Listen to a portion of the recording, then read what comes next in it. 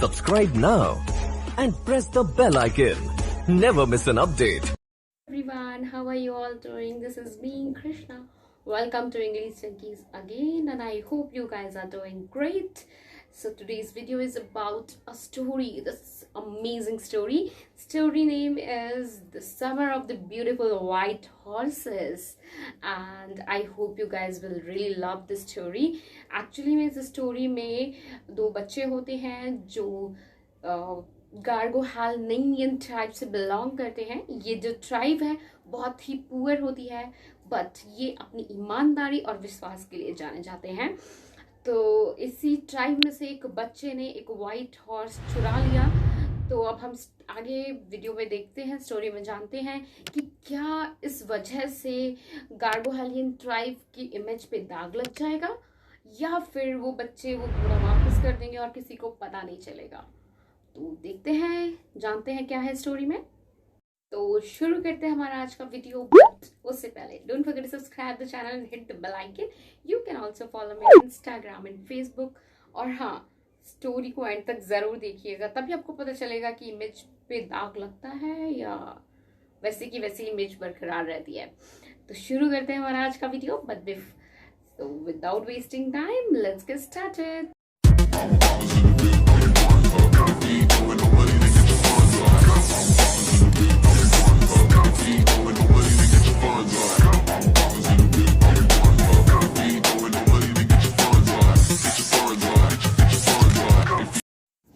ये स्टोरी दो बच्चों की है जिनका नाम था आरम और मुराद। आरम ने ये स्टोरी सुनाई जब वो 9 साल के थे, तब वो एक कंट्री में रहते थे जिसका नाम था आर्मेनिया।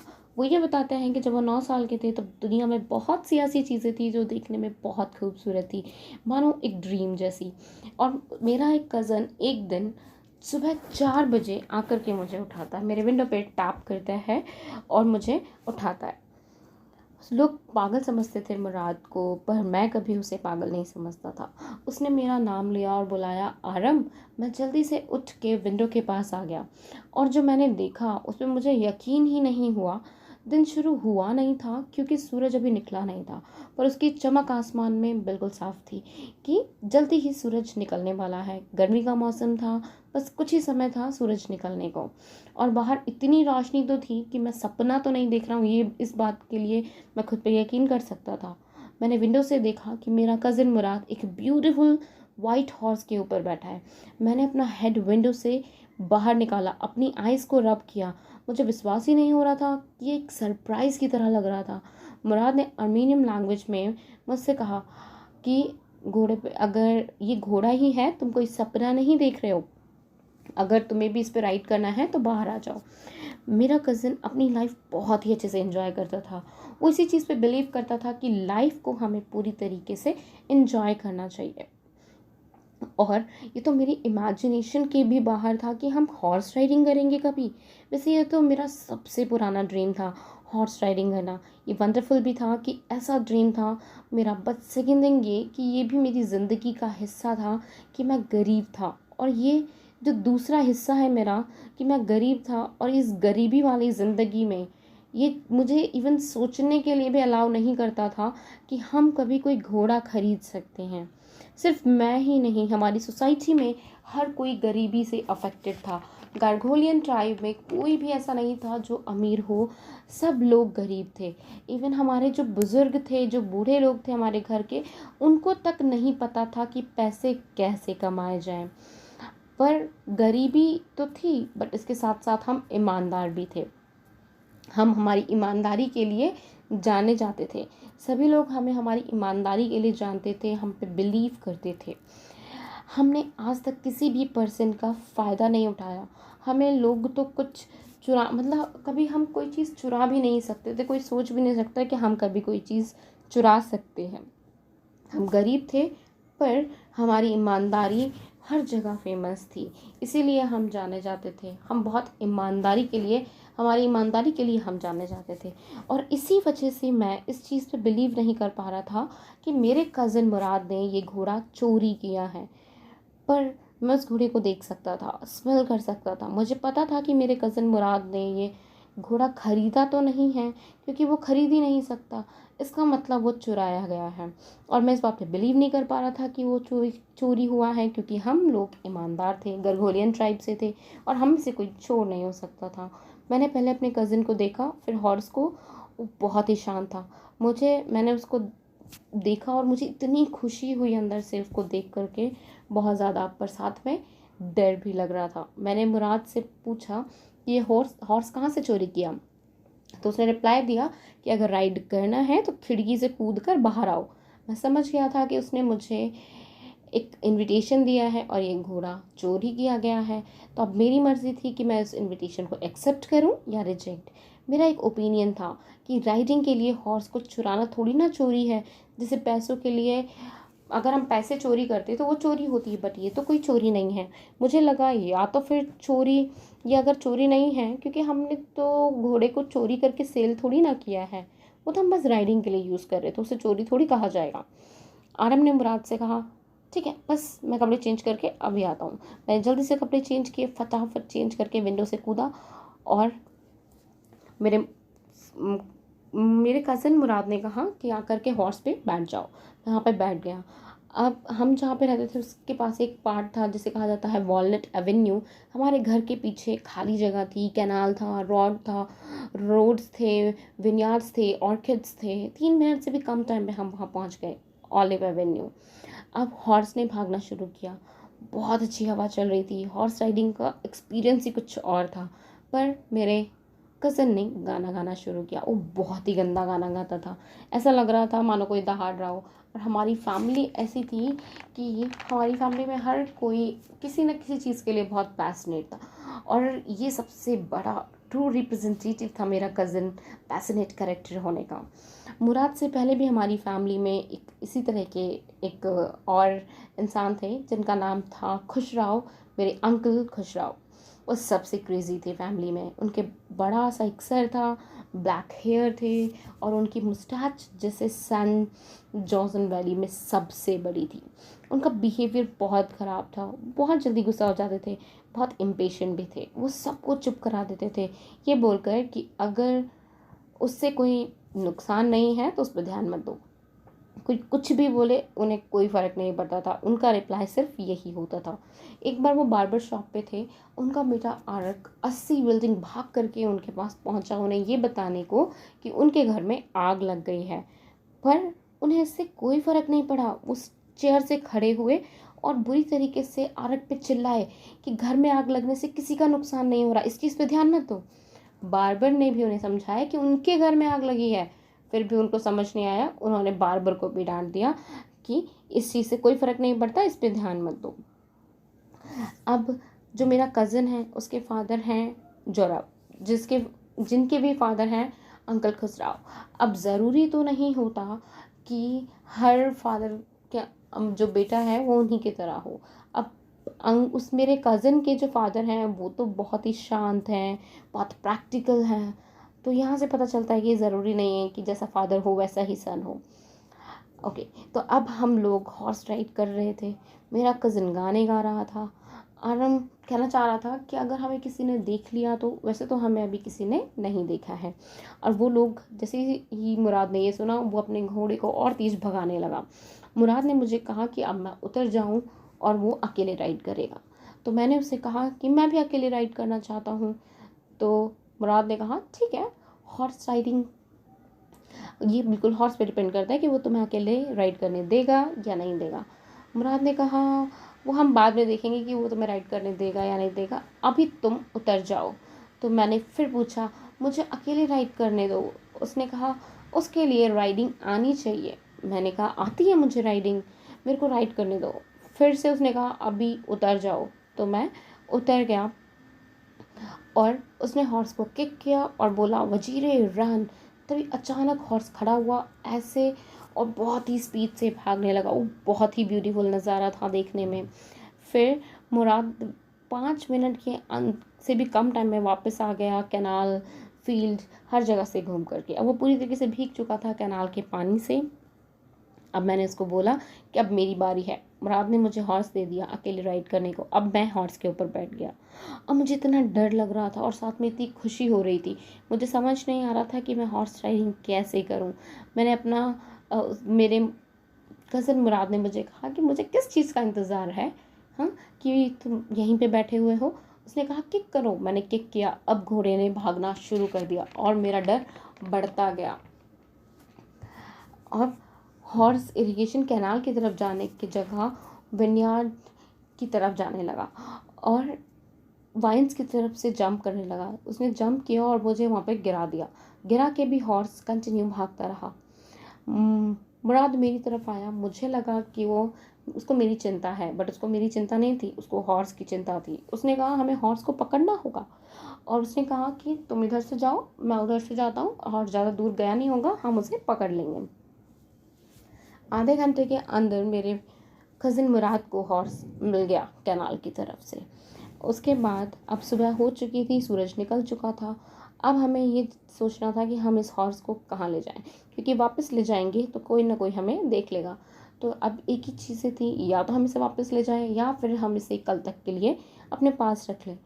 तो अब मुझे पता था कि मेरा कज़न मुराद तो बिल्कुल नहीं बोलेगा कि हम इसे वापस करें। उसने कहा मेरे पास एक जगह है जहाँ हम इसे छुपा सकते हैं, चलो चलते हैं हम उस जगह पे। अब मुझे पता चल गया था कि ये हॉर्स तो पक्का मुराद ने चोरी किया है। मैंने उससे पूछा कि अच्छा कब से है तुम्हारे पास ये? तो मुराद ने कहा कब से? हाँ हाँ, ये चोरी वाला घोड़ा तुम्हारे पास कब से है? तो मुराद ने कहा कि अरे कब से क्या, आज ही से है, आज ही से हम राइडिंग कर रहे हैं। उसने मुझे पता था कि मुझे को राइडिंग करनी का बहुत मन था, इसी वजह से मुराद आज मेरे पास आया है, पर वो आज से तो राइडिंग नहीं कर रहा था। उसने कहा आज ही से कर रहे हैं। मुराद ने बोला कि यही सच है, अगर कोई हमें पकड़ेगा या हम पकड़े जाएं तो हमें यही बोलना है कि हमने आज से ही राइडिंग शुरू की है। मैंने भी हामी भर दी। उसके बाद हम एक एम्प्टी विनयार्ड गए। फेडबेजिन का था वो एम्प्टी विनयार्ड। उसको बहुत घमंड था अपने इस विनयार्ड को लेकर के, पर अभी यहाँ पे कुछ नहीं था, सिर्फ ऑट्स और अल्फला ही रखे हुए थे। हमने हॉर्स को वहाँ पे बांध दिया और फिर हम घर आने लगे। मुराद ने कहा कि ये डिफ़िकल्ट है हॉर्स को नाइसली बिहेव करना, वो थोड़ा वाइल्डली बिहेव करता है बट उसको मैनेज करना पड़ता है। तो मैंने पूछा अच्छा कैसे मैनेज करते हैं? उसने कहा उसके लिए आना चाहिए, कुछ अंडरस्टैंडिंग होनी चाहिए। मैंने बोला कैसी अंडरस्टैंडिंग? उसने कहा हॉर्स की अच्छी नॉलेज होनी चाहिए, ऑनेस्ट होना चाहिए, नॉलेजेबल होना चाहिए। तो सिंपल और नॉलेजेबल ऑनेस्ट यही चाहिए। तो मैंने कहा कि मुझे भी सीखना है किस तरीके से करते हैं हॉर्स को काबू। तो मुराद ने कहा कि अभी तुम बच्चे हो, जब 13 साल के हो जाओगे ना तब सीख जाओगे। अब हम घर पहुंच गए। घर जाने के बाद मैंने बहुत सारा नाश्ता किया। आफ्टरनून में मेरे अंकल खुसराव मेरे घर आए, तो मेरी मॉम ने उन्हें कॉफ़ी और एक सिगरेट दिया पीने के लिए, और वो घर के सिटिंग एरिया में बैठ करके सिगरेट और कॉफ़ी पी रहे थे। उसी दिन मेरे घर में एक गेस्ट भी आए जो एक फार्मर था जिसका नाम था जॉन बायरो। उसको मेरी मदर ने तम्बाकू और कॉफ़ी दिया। उसने तम्बाकू को सिगरेट की तरह रोल किया और पी लिया। अब वो एक्चुअल में जॉन बायरो एसेरिया में रहता था, पर वो अर्मेनिया आ गया था और अर्मेनिया में लैंग्वेज सीख चुका था। अब वो अर्मेनिया में रहने लगा था। फिर वो बहुत बूढ़ा था और अकेला भी था, इसीलिए वो थोड़ा दुखी सा रहता था। उसने मेरी मदर को बताया कि उसका वाइट कलर का हॉर्स चोरी हो गया है और उसको ये भी नहीं पता कि वो हॉर्स किसने चुराया है। अब मेरे अंकल ने ये सुना। मेरे अंकल खुसराव तो हमेशा एक ही रिप्लाई देते थे। वो गुस्सा हो गए और बोले घोड़ा चोरी होने से किसी को फ़र्क नहीं पड़ता, इसीलिए इस चीज़ पे ध्यान मत दो, इससे किसी का नुकसान नहीं होगा। तो अब जॉन बायरो ने बोला कि उसके पास एक कैरेज भी है, घोड़ा तो चोरी हो गया, वो कैरेज का क्या करेगा? तो ये सुनकर अंकल फिर से गुस्से में चिल्लाए, अरे इसे किसी का नुकसान नहीं होता, इस पर ध्यान मत दो। अब जॉन ने बोला कि मुझे शहर जाना पड़ता है 10 मील चल करके, तो मैं कैसे जाऊंगा? तो अंकल खुशराम ने बोला तुम्हें भगवान ने पैर दिए हैं, पैर से जाओ, इससे किसी का नुकसान नहीं है, इस पर ध्यान मत दो। फिर जॉन ने बोला कि उसके पैर में दर्द है। तो अंकल फिर से चिल्लाए कि इससे किसी का नुकसान नहीं है, इस पर ध्यान मत दो। जॉन बायरो गुस्सा हो गया और गुस्से में घर से चला गया। मेरी मदर ने फिर मेरे अंकल को एक्सप्लेन किया कि वो बहुत बूढ़ा है, अकेला है, इसी वजह से उसको बहुत बुरा लग रहा है कि उसका घोड़ा चोरी हो गया। अब फार्मर के जाते ही मैं मुराद के पास भाग कर गया। वो एक पीच ट्री पे बैठा हुआ था, रॉबिन बर्ड के डैमेज विंग्स को रिपेयर कर रहा था। उसने मुझे देखा और पूछा कि मैं क्यों आया हूँ, क्या काम है। मैंने कहा आज जॉन बायरो मेरे घर आया था और अपना हॉर्स ढूंढ रहा था, और तुम्हारे पास ये हॉर्स 1 महीने से है। चलो कोई बात नहीं, प्रॉमिस करो कि हम उसे ये वापस कर देंगे, पर मेरे हॉर्स राइडिंग सीखने के बाद। तो मुराद ने कहा तुम्हें तो पूरा 1 साल लगेगा। तो मैंने बोला ठीक है, 1 साल के बाद रिटर्न कर देंगे। तो ये सुन करके वो सरप्राइज़ हो गया और नीचे कूद कर मेरे पे चिल्लाया कि अच्छा 1 साल बाद रिटर्न करेंगे। तुम एक घरगोलियन ट्राइब के बच्चे को बोल रहे हो चोरी करने के लिए? तुम्हें पता है कितना बड़ा पाप है? मैं बिल्कुल भी चोरी नहीं करूँगा, हम ये रिटर्न करेंगे। तो मैंने बोला अच्छा ठीक है, हम रिटर्न कर देंगे, बट कब रिटर्न करेंगे? तो उसने कहा 6 मंथ के बाद हम रिटर्न कर देंगे उसको। अब मुराद ने उस बर्ड को हवा में छोड़ दिया। वो बर्ड थोड़ा सा गिरने को हुई, बट कोशिश करते करते वो उड़ने लगी। अब हम नेक्स्ट 2 वीक्स तक डेली मॉर्निंग में विनयार्ड जाते थे, हॉर्स निकालते थे, राइडिंग करते थे। हर दिन की तरह वो हॉर्स मुझे वाइन के ऊपर से कूदता था, मुझे गिरा के भाग जाता था। एक दिन सुबह सुबह हमें जॉन बायरो मिल गया रास्ते में। अब मैंने बताया मुराद को कि जॉन है ये।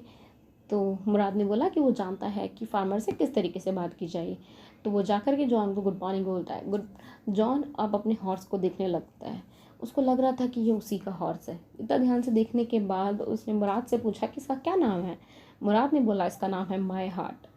अब जॉन को लग रहा था कि ये डेफिनेटली मेरा ही घोड़ा है, पर उसको पता था, वो मुराद को पहचान गया कि वो उसके बेटे का, उसके फ्रेंड का बेटा है। उसने मुराद से पूछा कि क्या वो उसका माउथ भी देख सकता है। मुराद ने कहा हाँ बिल्कुल, आप देख सकते हैं माउथ। अब फार्मर ने उसका माउथ देखा। माउथ देखने के बाद उसको पक्का हो गया था कि ये उसी का घोड़ा है, पर वो शक नहीं कर सकता था। क्यों?